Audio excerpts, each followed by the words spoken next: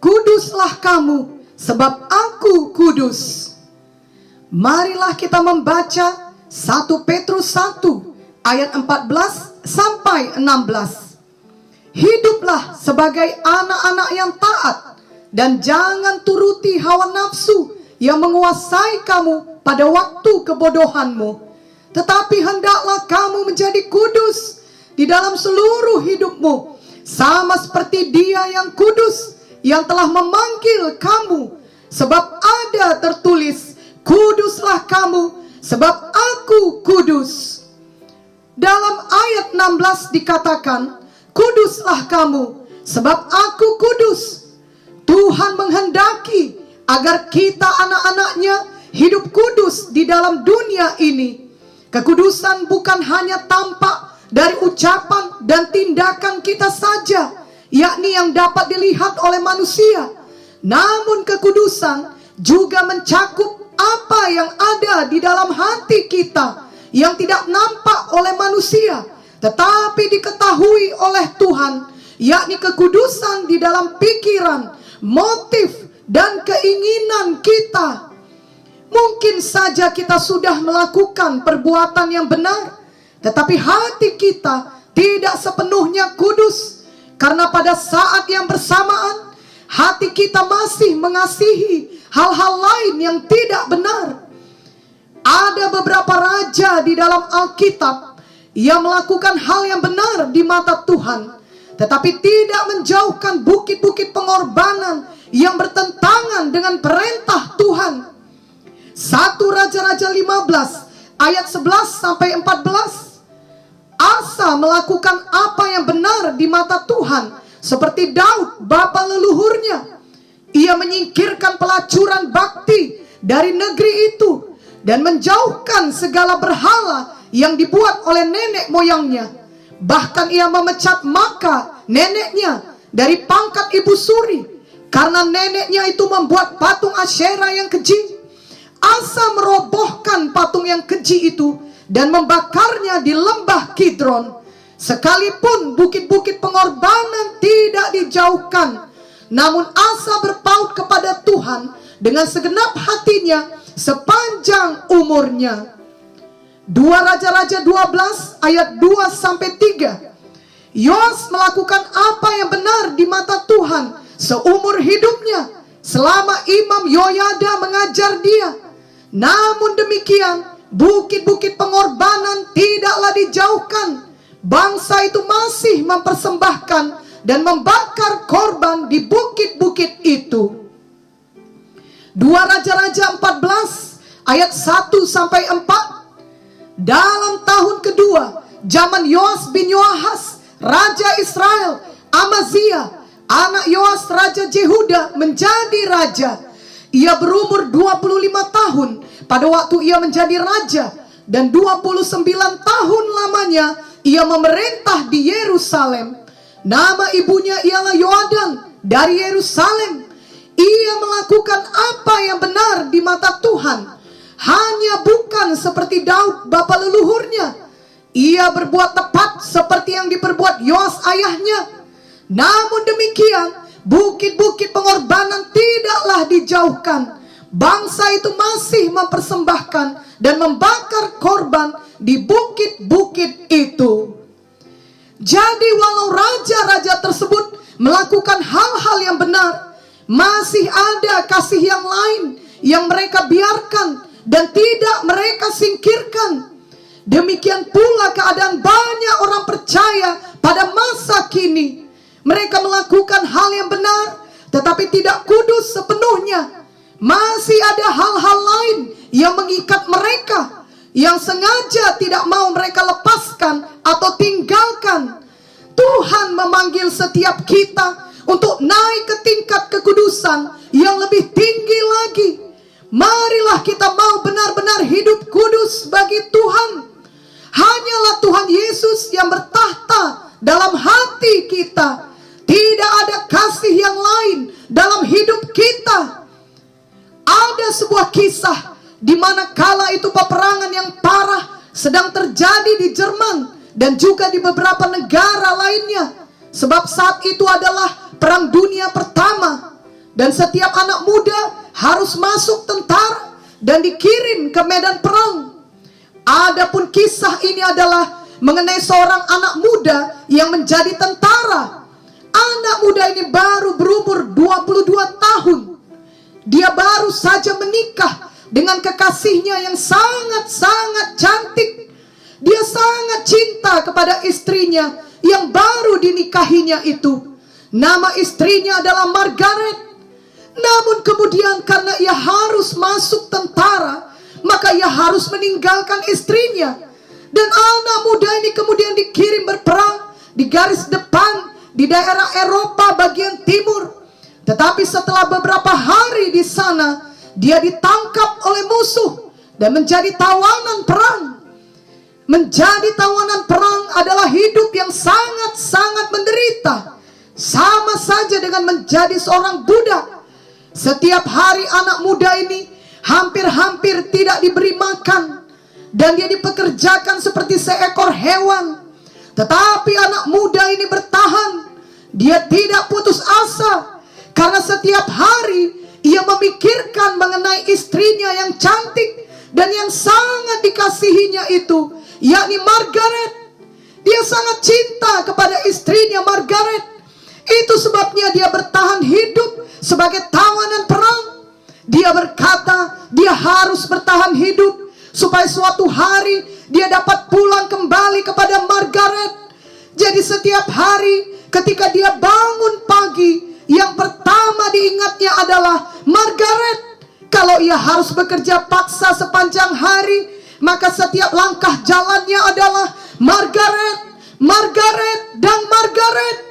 Ketika ia tidur malam hari, ia bermimpi mengenai Margaret. Bulan demi bulan berlalu, 1 tahun berlalu, 2 tahun berlalu. Cintanya kepada Margaret tidak pernah luntur. Dia sangat merindukan bertemu Margaret. Setelah akhirnya perang berakhir, maka suatu hari pemimpin tawanan datang dengan daftar nama-nama tawanan perang dan berkata bahwa orang yang namanya ada di daftar ini akan dilepaskan untuk kembali ke Jerman. Pemuda ini pun berkata, "Oh, kiranya namaku ada di daftar itu." Tetapi ternyata namanya tidak ada di daftar itu. Pada hari berikutnya, orang yang sama datang dengan daftar nama, dan sekali ini namanya ada di urutan pertama daftar itu.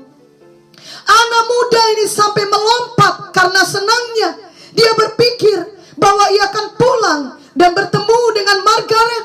Aku akan memeluk Margaret, istriku yang cantik. Margaret, aku akan segera berjumpa denganmu. Maka dia pun berangkat pulang, dan setibanya di kotanya, dia melihat bahwa kotanya hampir hancur oleh karena bom, dan banyak sekali rumah yang rusak. Dia berkata dalam hatinya, "Aku berharap rumahku masih ada. Aku berharap Margaret masih hidup." Selama ini dia tidak menerima kabar dari istrinya, dan tidak tahu apakah istrinya itu masih hidup atau sudah mati karena perang. Akhirnya dia pun sampai di jalan yang menuju ke rumahnya. Ketika dia sampai ke daerah rumahnya tersebut, dia melihat bahwa rumahnya ternyata masih ada. Dengan secepat-cepatnya dia berlari ke rumahnya, dan dia mengetuk pintu dengan bersemangat. Dia berseru, "Margaret, ini aku, suamimu. Aku sudah pulang. Margaret, buka pintunya. Margaret, aku rindu padamu." Dan tiba-tiba dia mendengar langkah-langkah kaki dari dalam rumahnya. Oh, dia tahu langkah kaki siapa itu. Setiap hari ia bermimpi tentang langkah kaki itu. Selama bertahun-tahun sebagai tawanan perang, itu adalah langkah kaki Margaret. Dan kemudian pintu pun terbuka, dan berdirilah Margaret, lebih cantik dari sebelumnya. anak muda ini membuka tangannya. Dia berteriak, "Margaret, istriku, aku sudah kembali." Tetapi kemudian hal yang sangat mengerikan terjadi. Margaret dengan cepat menutup pintu kembali dengan membantingnya dan mengunci pintu dari dalam dengan cepat. Anak muda ini menggedor pintu dengan keras. Ia berkata, "Margaret, buka pintunya. Aku suamimu. Margaret, tolong buka pintunya." Tetapi Margaret tetap tidak membuka pintu itu kembali. Pemuda ini terus-menerus berseru, "Margaret, tolong buka pintunya." Tetapi pintu tetap tertutup. Mengapakah pintunya tetap tertutup? Karena ada laki-laki lain di dalam rumah itu. Margaret sudah memiliki partner yang lain. Kisah ini adalah kisah yang sangat menyedihkan. Janganlah kita berlaku demikian terhadap Tuhan Yesus. Tuhan Yesus sangat mengasihi kita. Kasihnya bagi kita melebihi kasih pemuda tersebut kepada istrinya Margaret. Tuhan Yesus sudah mati untuk menebus kita dari semua dosa kita. Tuhan Yesus rela menanggung semua penderitaan demi keselamatan kita. Tuhan Yesus sangat mengasihi kita semua. Saat ini pun, jika ada di antara kita yang masih belum yakin memiliki Tuhan Yesus di dalam hidup kita, Tuhan Yesus mau masuk ke dalam hati kita dan mencurahkan kasih-Nya yang tidak terbatas bagi kita. Di bulan Natal ini kita memperingati hari kelahiran Tuhan Yesus. Ingatlah bahwa Ia lahir ke dunia untuk menyerahkan nyawanya demi menyelamatkan kita semua. Terimalah Tuhan Yesus dalam hati kita. Wahyu 3 ayat 20 berkata, "Lihat, aku berdiri di muka pintu dan mengetuk. Jikalau ada orang yang mendengar suaraku dan membukakan pintu, aku akan masuk mendapatkannya, dan aku makan bersama-sama dengan dia, dan ia bersama-sama dengan aku." Janganlah ada kita yang tidak mengizinkan Tuhan Yesus masuk ke dalam hati kita dan membiarkannya tetap tinggal di luar hidup kita. Satu-satunya alasan Tuhan Yesus ada di luar hidup kita adalah karena kita memilih dan memiliki partner yang salah. Sama halnya seperti kisah Margaret tadi. Janganlah kita terus memilih hidup dengan partner yang salah, yakni hidup dalam kehendak daging, hidup menabur di dalam dosa. Dosa tidak pernah membawa kepuasan sejati, justru akhirnya membawa kepada penyesalan, kesedihan, kekacauan, dan semua hal jahat lainnya. Galatia 6 ayat 7-8 berkata, "Jangan sesat. Allah tidak membiarkan dirinya dipermainkan, karena apa yang ditabur orang, itu juga yang akan dituainya. Sebab barang siapa menabur dalam dagingnya, ia akan menuai kebinasaan dari dagingnya. Tetapi barang siapa menabur dalam roh, ia akan menuai hidup yang kekal dari roh itu." Tentunya kita mengerti bahwa karakter seseorang tidak dapat dinilai hanya dari karunia-karunia pelayanannya saja, atau hanya dari kemampuan-kemampuan hebat yang ia miliki. Seseorang mungkin saja memiliki semua hal ini, tetapi tetap tidak dewasa kerohaniannya. Karakter harus dinilai dari buahnya. Matius 7 ayat 20 berkata, "Jadi dari buahnya lah kamu akan mengenal mereka."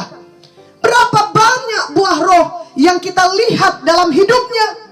Apakah ia memiliki kelemah lembutan, kesabaran, penguasaan diri, kebaikan, kasih, sukacita, dan damai? Kita tahu bahwa sebelum Lucifer jatuh, ia memiliki banyak talenta, tetapi ia tidak memiliki karakter yang baik. Ia adalah seorang musikus yang hebat dan memiliki karisma yang luar biasa, tetapi ia hanya tertarik untuk mempromosikan dirinya sendiri, dan ia bahkan mau menyamai Tuhan. Yesaya 14 ayat 13-14 menuliskannya, engkau yang tadinya berkata dalam hatimu, aku hendak naik ke langit, aku hendak mendirikan tahtaku mengatasi bintang-bintang Allah, dan aku hendak duduk di atas bukit pertemuan jauh di sebelah utara.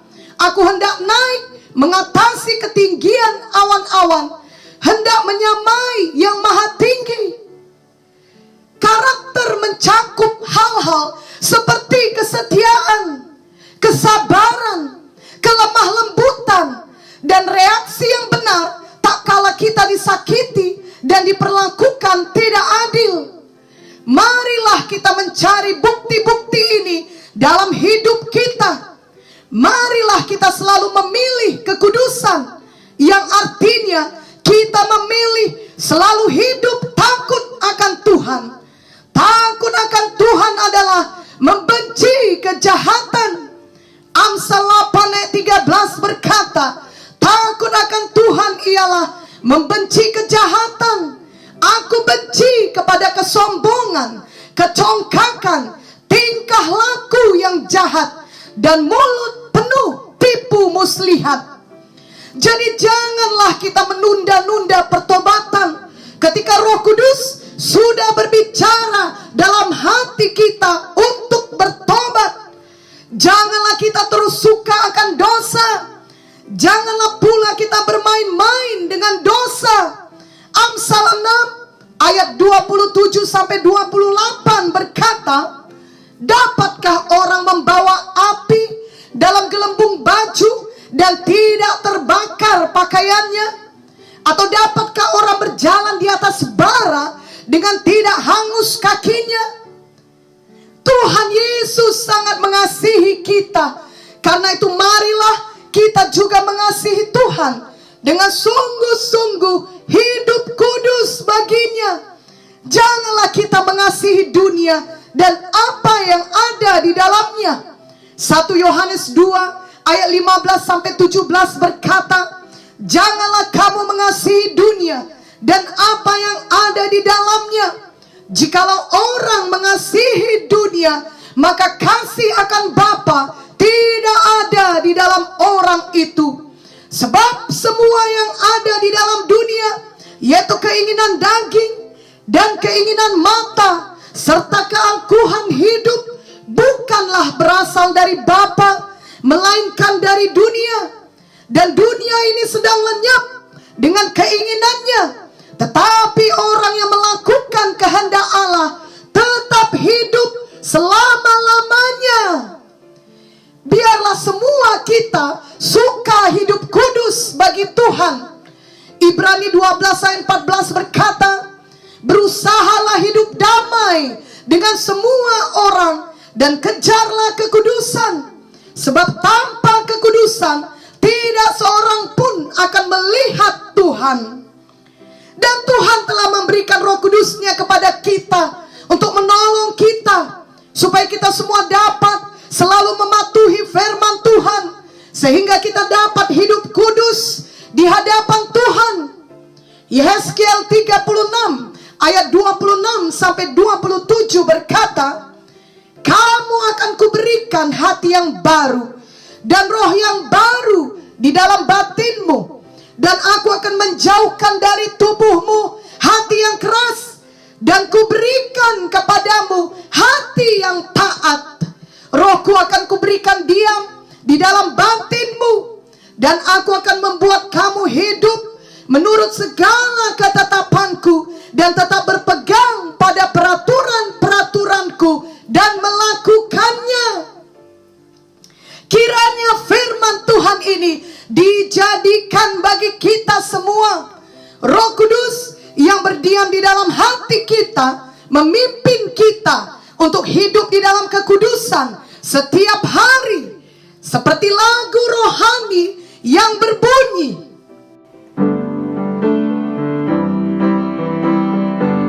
peganglah tanganku Roh Kudus setiap hari. Ku tak dapat jalan sendiri tanpa Roh-Mu. Bawalah diriku kepada segala kebenaran, agar ku tidak tersesat mengikuti jalan-Mu. Kudus, kudus Tuhan, kudus nama-Mu. Ku beri syukur dalam simfoni indah. Ajaib, ajaib Tuhan, ajaib nama-Mu. Nama yang beri menang, Yesus namanya. Nama yang beri menang, Yesus namanya.